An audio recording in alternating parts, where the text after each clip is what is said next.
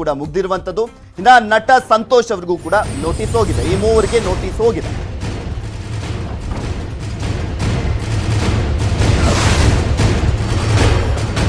CCB notice ಅನ್ನ ನೀಡಿದ್ದಾರೆ.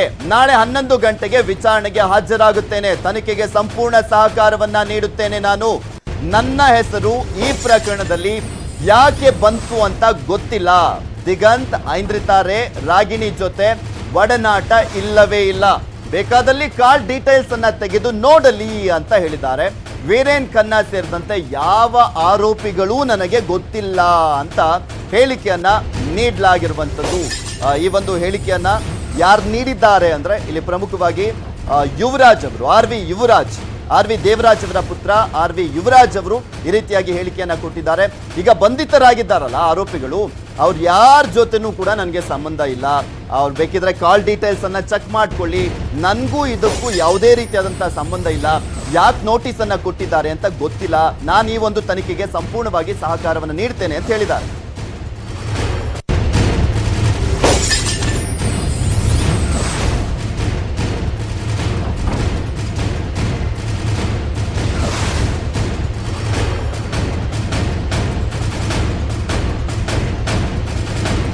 Sir notice ಕೊಟ್ಟಿದ್ದಾರೆ, ಇವಾಗ ಬಂದಿದೆ ನೋಟಿಸ್.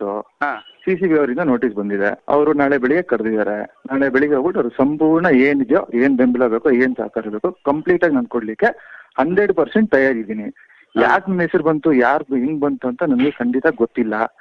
ಬೇಸ್ ಅಲ್ಲಿ ಯಾರ್ಯಾರು ತಗ್ಲಾಕೊಂಡಿದ್ದಾರೆ, ಏನೇನ್ ಯಾವ ವಿಷಯಕ್ಕೆ ಯಾರ್ಯಾರು ತಗ್ಲಾಕೊಂಡಿದಾರೋ ಅವ್ರಿಗೆ ಇಡೀ ಬೆಂಗಳೂರಲ್ಲಿ ಎಲ್ಲಾರು ಗೊತ್ತಿರ್ತಾರೆ ಅಲ್ವಾ. ಅದೇ ತರ ನಮ್ಗೆ ಇವಾಗ ಸಿಸಿಬಿ ಒಂದು ನೋಟಿಸ್ ಕೊಟ್ಟಿದ್ದಾರೆ. ನಾನು ಅದಕ್ಕೆ ಹೋಗ್ಬಿಟ್ಟು ಆನ್ಸರ್ ಮಾಡ್ತೀನಿ.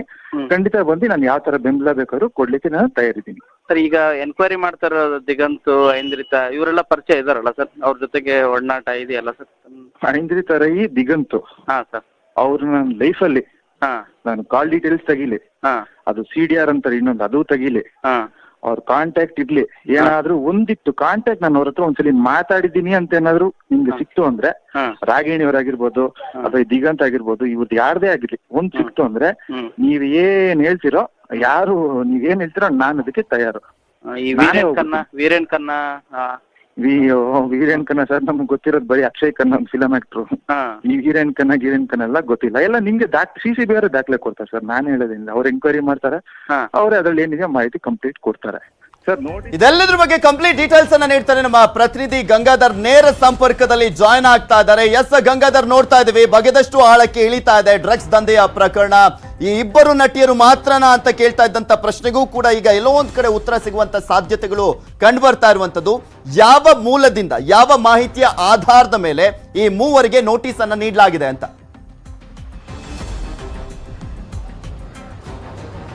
ಎಸ್ ಪೃಥ್ವಿ, ಈ ಒಂದು ಸ್ಯಾಂಡಲ್ವುಡ್ಡಿನ ಡ್ರಗ್ಸ್ ಪ್ರಕರಣ ಈಗ ದಿನಕ್ಕೊಂದು ತಿರುವು ಪಡ್ಕೊಳ್ತಾ ಇರುವಂಥದ್ದು. ಇವತ್ತು ಆ ಪ್ರಕರಣ ಮಹತ್ವನ ಪಡ್ಕೊಂಡಿದೆ.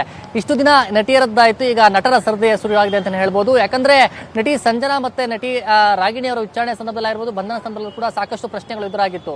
ಅದಕ್ಕೆ ಈಗ ವ್ಯತಿರಿಕ್ತವಾಗಿ ಈಗ ನಟರಿಗೂ ಕೂಡ ನಡುಕ ಶುರು ಆಗಿರುವಂಥದ್ದು ಅಂತ ರಾಜಕಾರಣಿಗಳು ಕೂಡ ಇದಕ್ಕೆ ಲಿಂಕ್ ಸಿಕ್ಕಿದೆ. ಯಾಕಂದ್ರೆ ಇದಕ್ಕೆ ಸಂಬಂಧಪಟ್ಟಂತೆ ಇವತ್ತು ಸಿಸಿಬಿ ಅಧಿಕಾರಿಗಳು ಮಾಜಿ ಕಾರ್ಪೊರೇಟರ್ ಆಗಿರುವಂತಹ RV ಯುವರಾಜ್ ಮತ್ತೆ ಅಕುಲ್ ಬಾಲಾಜಿ ಮತ್ತೆ ಸಂತೋಷ್ ಕುಮಾರ್ ಮೂವರಿಗೂ ಕೂಡ ಇವತ್ತು ನೋಟಿಸ್ ಅನ್ನ ಇಶ್ಯೂ ಮಾಡಿದ್ದಾರೆ. ವಾಟ್ಸ್ಆಪ್ ಮೂಲಕ ಅವರಿಗೆ ನೋಟಿಸ್ ಅನ್ನ ಕಳಿಸಿ ಫೋನ್ ಮಾಡಿ ನಾಳೆ ವಿಚಾರಣೆಗೆ ಹಾಜರಾಗಬೇಕು ಅನ್ನೋ ನಿಟ್ಟಿನಲ್ಲಿ ಅವ್ರಿಗೆ ಹೇಳಿರುವಂತದ್ದು.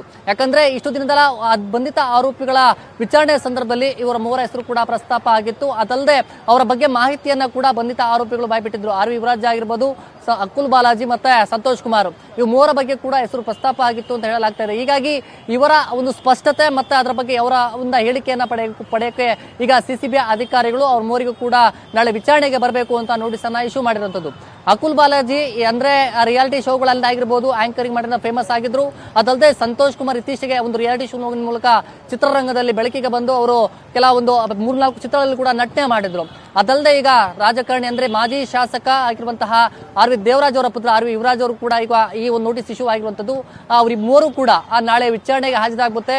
ಅಂದ್ರೆ ಈಗಾಗಲೇ ಅವರು ಮಾಧ್ಯಮಗಳಿಗೆ ಸ್ಪಷ್ಟನೆ ಕೊಡ್ತಾ ಇದ್ದಾರೆ, ಈ ಪ್ರಕರಣದಲ್ಲಿ ನಮ್ಗೆ ಯಾವುದೇ ರೀತಿ ನಾವು ಭಾಗಿಯಾಗಿಲ್ಲ, ಆದ್ರೆ ಅವ್ರಿಗೆ ಬಂಧಿತ ಆರೋಪಿಗಳ ಜೊತೆ ಕೂಡ ನಾವು ಸಂಪರ್ಕದಲ್ಲಿ ಆಗೋದಿಲ್ಲ ಅಂತ ಹೇಳ್ತಾ ಇದ್ದಾರೆ. ಸದ್ಯ ಇದರ ಸ್ಪಷ್ಟೀಕರಣ ಕೋರಿ ಈಗ ಸಿಸಿಬಿ ಅಧಿಕಾರಿಗಳು ಅವರಿಗೆ ನೋಟಿಸ್ ಅನ್ನ ಇಶ್ಯೂ ಮಾಡಿದ್ದಾರೆ. ನಾಳೆ 10 ಗಂಟೆಗೆ ಸಿಸಿಬಿ ಕಚೇರಿಗೆ ಅವ್ರು ಮೂರು ಕೂಡ ಬಂದು ಈ ಒಂದು ಅವರ ನೋಟಿಸ್ಗೆ ಉತ್ತರವನ್ನ ಕೊಡಬೇಕಾಗುತ್ತೆ. ಅದಲ್ಲದೆ ನಾವು ಕೆಲ ಸಂತೋಷ್ ಕುಮಾರ್ ಆಗಿರ್ಬೋದು, ಅಕುಲ್ ಬಾಲಾಜಿ ಇವರು ಕೂಡ ಒಂದು ಫೋಟೋಗಳನ್ನ ಅವರ ಒಂದು ಸಾಮಾಜಿಕ ಜಾಲತಾಣ ನೋಡೋದಾದ್ರೆ ಇವರು ಪಾರ್ಟಿಗಳಲ್ಲಿ ಭಾಗಿಯಾಗಿರುವಂತದ್ದು. ಅದಲ್ಲದೆ ಆ ಸಂತೋಷ್ ಕುಮಾರ್ ರಾಹುಲ್ ಜೊತೆಗಿರುವಂತಹ ಫೋಟೋಗಳು ಕೂಡ ಸಾಮಾಜಿಕ ಜಾಲತಾಣ ಇದೆ. ಈ ಸದ್ಯ ಅವರು ಕೂಡ ಇದ್ರ ಬಗ್ಗೆ ಈ ಪಾರ್ಟಿಗಳಲ್ಲಿ ಭಾಗಿಯಾಗ್ತಾ ಇದ್ರು ಅನ್ನೋ ಆರೋಪ ಕೂಡ ಇದೆ. ಯಾಕಂದ್ರೆ ಇವರೆಲ್ಲರೂ ಕೂಡ ಆ ಉದ್ಯಮಿಗ ಮಕ್ಕಳಾಗಿರ್ಬೋದು, ಇವರು ಮೂವರು ಕೂಡ ಒಂದು ಪಾರ್ಟಿಗಳಲ್ಲಿ ಭಾಗಿಯಾಗ್ತಿದ್ರು ಅನ್ನೋ ಆರೋಪ ಕೂಡ ಇದೆ. ಅದಲ್ಲದೆ ಬಂಧಿತ ಆರೋಪಿಗಳು ಕೊಟ್ಟಿರುವಂತಹ ಹೇಳಿಕೆ ಆಧಾರದ ಮೇಲೆ ನಾಳೆ ಸಿಸಿಬಿಯ ಪೊಲೀಸರು ಅವರ ತನಿಖಾಧಿಕಾರಿಗಳು ವಿಚಾರಣೆ ಬಂಧಿತ ಆರೋಪಿಗಳ ಹೇಳಿಕೆನೋ ಅಥವಾ ಸಿಸಿಬಿಗೆ ಸಿಕ್ಕಿರುವಂತಹ ತನಿಖೆಯ ಸಂದರ್ಭದಲ್ಲಿ ಸಾಕಷ್ಟು ಮಾಹಿತಿಯನ್ನ ಕಲೆ ಹಾಕಿರ್ತಾರೆ, ಆ ಮೂಲದಿಂದ ಇವರಿಗೆ ನೋಟಿಸ್ ಕೊಟ್ಟಿದ್ದಾರೋ ಏನು. ಒಟ್ಟಿನಲ್ಲಿ ಈಗ ನೋಟಿಸ್ ಅಂತೂ ನೀಡಲಾಗಿದೆ. ಈಗ ಈ ಪ್ರಕರಣದ ಅಸಲಿಯತ್ತು ಅಂದ್ರೆ ತನಿಖೆ ಈಗ ಶುರುವಾಗಿದೆ ಅಂತ ಹೇಳಬಹುದಾ? ಓಕೆ, ಇಷ್ಟು ದಿನ ಅವ್ರನ್ನೆಲ್ಲರನ್ನು ಕೂಡ ಸಾಕಷ್ಟು ಡ್ರಿಲ್ ಮಾಡ್ತಾ ಇದ್ರು, ಬಟ್ ಈ ಪೆಡ್ಲರ್ಗಳು ಯಾರ್ಯಾರಿಗೆ ಕೊಡ್ತಾ ಇದ್ರು ಅನ್ನೋದು ಪ್ರಶ್ನೆ ಇದ್ದಿದ್ದಂಥದ್ದು. ಈಗ ಈ ತನಿಖೆ ಅಸಲಿಯತ್ತು ಶುರುವಾಗಿದೆ ಅಂತ ನಾವು ನೋಡ್ಬೋದು. ಹಾಗಾದ್ರೆ ಈ ಮೂವರಿಗೆ ನೋಟಿಸ್ ಅನ್ನ ಕೊಡುವ ಮುಖಾಂತರ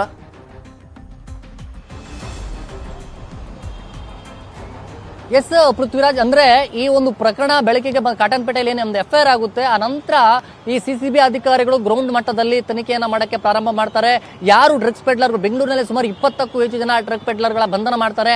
ಅವರ ಸಂಪರ್ಕದಲ್ಲಿರುವಂತಹ ಈ ಒಂದು ಸೆಲೆಬ್ರಿಟೀಸ್ ಆಗಿರ್ಬೋದು, ನಟಿ ಸಂಜನಾ ಆಗಿರ್ಬೋದು, ನಟಿ ರಾಗಿಣಿ, ಏನು ವೀರೇನ್ ಖನ್ನಾ ಆಗಿರ್ಬೋದು, ಪಾರ್ಟಿ ಆಯೋಜನೆಗಳು ಮಾಡುವಂತಹ ಇವರೆಲ್ಲರ ಬಗ್ಗೆ ಕೂಡ ಪೊಲೀಸರು ವರ್ಕ್ ಮಾಡ್ತಾರೆ. ಯಾಕಂದ್ರೆ ಏಕಾಏಕಿ ಯಾರನ್ನೂ ಕೂಡ ಬಂಧನ ಮಾಡಿಲ್ಲ, ಯಾರಿಗೂ ನೋಟಿಸ್ ಅನ್ನ ಕೊಟ್ಟಿಲ್ಲ. ಯಾಕಂದ್ರೆ ಅವರ ಬಗ್ಗೆ ಒಂದಷ್ಟು ಮಾಹಿತಿಯನ್ನ ಕಲೆ ಹಾಕಿ ಅವರ ಒಂದು ಸಾಕ್ಷ್ಯಾಧಾರಗಳನ್ನ ಪೂರಕ ಒಂದು ಪುರಾವೆಗಳನ್ನ ಕಲೆ ಹಾಕಿ ಅನಂತರ ಅವ್ರಿಗೆ ನೋಟಿಸ್ ಅನ್ನ ಇಶ್ಯೂ ಮಾಡ್ತಾರೆ. ಅನಂತರ ಅವ್ರ ಮೇಲೆ ಅಪರಾಧ ಸಾಬೀತಾಗಿ ಅವರನ್ನ ಈಗ ಬಂಧನ ಮಾಡಿರುವಂತದ್ದು ಕೂಡ ಈ ಪ್ರಕರಣಗಳಲ್ಲಿ ನೋಡಿದ್ದೇವೆ. ಬಟ್ ಆದ್ರೆ ಈಗ ನಟಿ ಸಂಜನಾ ಮತ್ತೆ ನಟಿ ರಾಗಿಣಿ ಬಂಧನ ಬೆನ್ನಲ್ಲೇ ಇವ್ರಿಗೂ ಕೂಡ ನೋಟಿಸ್ ಅನ್ನ ಇಶ್ಯೂ ಮಾಡಿರುವಂತದ್ದು. ಎಲ್ಲೋ ಒಂದು ಕಡೆ ಈ ಒಂದು ಪೂರಕವಾಗಿ ಇದರ ಒಂದು ಪ್ರಕರಣದಲ್ಲಿ ಕೆಲವೊಂದು ಸಾಕ್ಷ್ಯಾಧಾರಗಳು ಸಿಕ್ಕಿರುವಂತಹ ಒಂದು ಇದರ ಆಧಾರದ ಮೇಲೆ ಅವರಿಗೆ ನೋಟಿಸ್ ಅನ್ನ ಕೊಟ್ಟಿರುತ್ತಾರೆ. ಅದಲ್ಲದೆ ಬಂಧಿತ ಆರೋಪಿಗಳು ಕೊಟ್ಟಂತಹ ಹೇಳಿಕೆ ಮೇಲೆ ಮೊನ್ನೆ ಐಂದ್ರಿತಾ ರೈ ಆಗಿರ್ಬೋದು, ನಟ ದಿಗಂತ್ ಕೂಡ ವಿಚಾರಣೆ ಕರೆಸಿ ವಿಚಾರಣೆ ನಡೆಸಿದ್ರು. ಮತ್ತೆ ವಿಚಾರಣೆಗೆ ಬರಬೇಕು ಅಂತ ಕೂಡ ಸೂಚನೆಯನ್ನ ಕೊಟ್ಟಿದ್ರು. ದಿನದಿಂದ ದಿನಕ್ಕೆ ಒಂದು ಪ್ರಕರಣ ಬಹಳ ಮಹತ್ವವನ್ನು ಪಡ್ಕೊಳ್ತಾ ಇದೆ. ಎಲ್ಲೋ ಒಂದು ಕಡೆ ಈ ಒಂದು ಪ್ರಕರಣ ಇನ್ನು ಬೇರೆ ರಾಜಕಾರಣಿಗಳ ಒಂದು ಬುಡಕ್ಕೂ ಕೂಡ ಬರುವಂತಹ ಸಾಧ್ಯತೆಗಳಿದೆ. ಅದೇ ರೀತಿ ಈಗ ನಟರ ಒಂದು ಖ್ಯಾತ ನಿರೂಪಕ ಅಕುಲ್ ಬಾಲಾಜಿ ಕೂಡ ನೋಟಿಸ್ ಇಶ್ಯೂ ಆಗಿರುವಂತದ್ದು. ಎಲ್ಲ ಒಂದು ಕಡೆ ಈ ಒಂದು ಬೇರೆ ಬೇರೆ ಆಯಾಮಗಳನ್ನ ಪ್ರಕರಣ ಪಡ್ಕೊಳ್ತಾ ಇರುವಂತದ್ದು. ಬಟ್ ನಾಳೆ ಈ ಒಂದು ಆರೋಪಗಳೇನಿದೆ, ಬಂಧಿತ ಆರೋಪಿಗಳು ಕೊಟ್ಟಂತಹ ಹೇಳಿಕೆಗಳನ್ನ ಕೂಡ ಮುಂದೆ ಇಟ್ಟುಕೊಂಡು ಅವರನ್ನ ಪ್ರಶ್ನೆ ಮಾಡ್ತಾರೆ. ಹೀಗಾಗಿ ಈ ಒಂದು ವಿಚಾರಣೆ ಸಂದರ್ಭದಲ್ಲಿ ಈ ಪ್ರಕರಣ ಸಂಬಂಧಪಟ್ಟಂತೆ ಅವರು ಸ್ಪಷ್ಟೀಕರಣ ಕೊಡಬೇಕಾಗುತ್ತೆ. ಏನಂದ್ರೆ ಸಾಮಾನ್ಯವಾಗಿ ಯಾರೇ ವಿಚಾರಣೆಗೆ ಬಂದಂತ ಸಂದರ್ಭದಲ್ಲೂ ಕೂಡ ಅವರ ಮೊಬೈಲ್ಗಳನ್ನ ವಶಕ್ಕೆ ಪಡ್ಕೊಳ್ತಾರೆ. ಆ ಮೊಬೈಲ್ಗಳನ್ನ ಪರಿಶೀಲನೆ ಸಹ ಮಾಡ್ತಾರೆ. ಯಾರು ಅವರು ಮೊಬೈಲ್ ಯೂಸ್ ಅಂದ್ರೆ ಯಾವ ಮೊಬೈಲ್ ಅನ್ನ ಯೂಸ್ ಮಾಡ್ತಾರೆ ಅನ್ನೋ ಕೂಡ ಪರಿಶೀಲನೆ ಮಾಡಬೇಕಾಗುತ್ತೆ. ಅವರ ಸಂಪರ್ಕದಲ್ಲಿರೋರಾಗಿರ್ಬೋದು, ಅವರ ಕಾಂಟ್ಯಾಕ್ಟ್ ಲಿಸ್ಟ್ ಆಗಿರ್ಬೋದು, ವಾಟ್ಸ್ಆಪ್ ಲಿಸ್ಟ್ ಏನೇನಿದೆ ಎಲ್ಲ ಕೂಡ ನಾಳೆ ಪರಿಶೀಲನೆ ಮಾಡ್ತಾರೆ ಪೃಥ್ವಿರಾಜ್.